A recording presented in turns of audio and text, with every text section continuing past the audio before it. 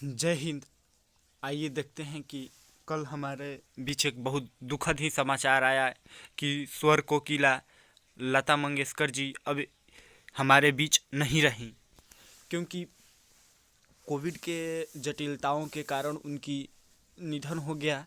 तो आइए कुछ यादें हैं, कुछ बातें हैं जो कि हमें हमारे बीच हमेशा रहेगी। और स्वर कोकिला जी हमारे हर भारतीयों के दिलों में अभी भी हैं और हम लोग ऐसे भी याद करेंगे।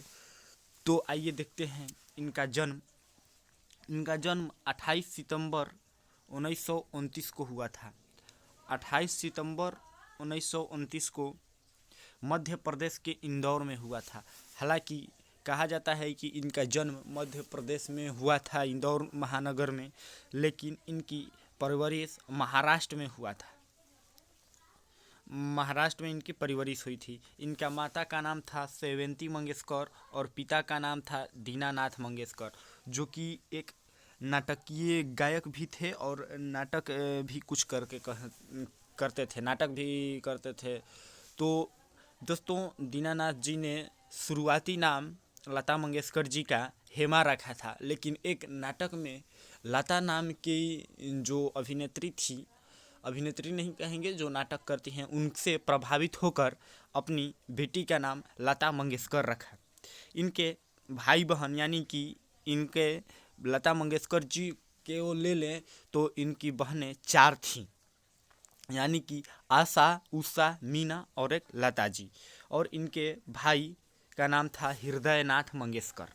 हृदयनाथ मंगेशकर इनके भाई का नाम था। और आशा, उषा और मीना, इन सभी ने संगीतों को ही अपनाया था, यानी कि लता मंगेशकर जी भी और इन सभी लोगों ने, इनके जितने भी भाई बहन हैं, सभी लोगों ने संगीत को ही अपनाया और संगीत से ही अपने कैरियर की शुरुआत की, जिसमें आशा भोसले जो हैं उनको भी जानते हैं। तो ये इनकी ही बहन थी। अब देखिए, आते हैं इनके कुछ फैक्ट में।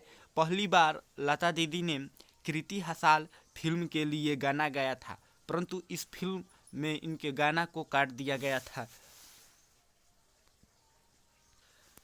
गाना को इसलिए काट दिया गया था क्योंकि ये कृति हसाल फिल्म में जब गाना गाई थी तो इनके पिताजी दीनानाथ जी नहीं चाहते थे कि हमारी बेटी फिल्मों के लिए गाना गाए। और हालांकि ये लता दीदी के लिए गलत साबित नहीं हुई, क्योंकि लता दीदी जी फिल्मों में पार्श्व गायन के लिए ही मशहूर हुई। तो देखिए, पहली बार लता दीदी ने कृति हसाल फिल्म में गाना गाया, परंतु इस गाने को काट दिया गया। उसके बाद देखते हैं,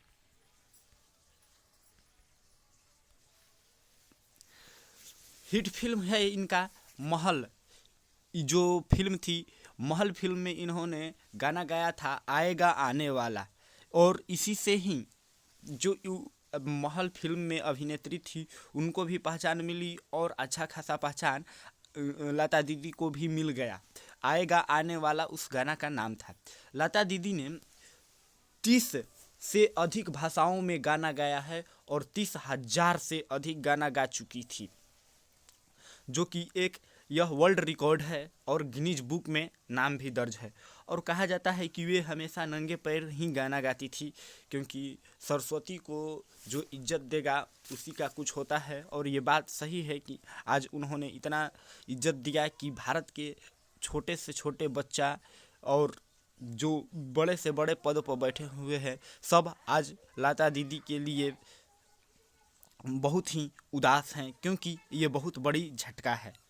तो देखते हैं, वे हमेशा नंगे पैर गाना गाती थी। उसके बाद देखिए, इनका अन्य नाम और उपाधि भी कह सकते हैं उनको दिया गया था, जिसमें स्वर सम्राज्ञी, राष्ट्र की आवाज़, भारत को कीला, स्वर को कीला और कुछ लोग लता दीदी भी कहते थे। तो स्वर को कीला और भारत को कीला फेमस है, जबकि हमारा हेडलाइन भी बना है स्वर को कीला।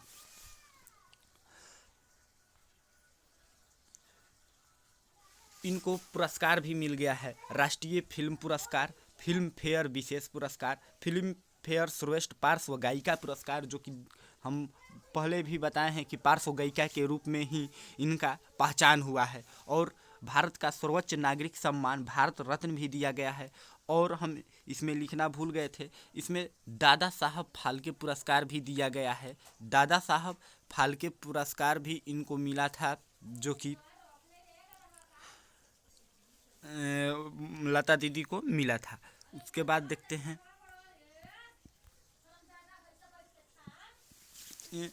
इनकी जो निधन हुआ है 6 फरवरी 2022 यानी कि कल के दिन हुआ था, और ये 92 साल की अवस्था में इनकी निधन हुई है। और इनके मृत्यु के बारे में बताया जा रहा है, निधन के बारे में, कि कोविड से जुड़े जटिलताओं के कारण यानी कि कोविड से संबंधित ही इनकी मृत्यु हुई है। और ये मुंबई के ब्रीच कैंडी अस्पताल में ही अपने अंतिम सांसों को ली थी। दोस्तों, इनका जो अंतिम गाना है, बताया जाता है कि सौगंध मुझे इस मिट्टी की, इस गाने को इन्होंने अंतिम बार गाया था। तो जहाँ तक मेरी जानकारी थी, हम जो सब जानते थे वो आपके बीच में रखने का प्रयास किए हैं। बाकी लता दीदी के नाम पे एक लाइक बनता है, और लाइक कीजिए, सब्सक्राइब कीजिए, और इनकी कमी हमेशा हमें और हर संगीत प्रेमियों को रहेगी। भावपूर्ण श्रद्धांजलि देते हैं, और भारत रत्न लता मंगेशकर जी को आप हम सभी भारतीयों के स्वरों और दिलों में हैं। जय हिंद। भगवान आपके आत्मा को शांति दे।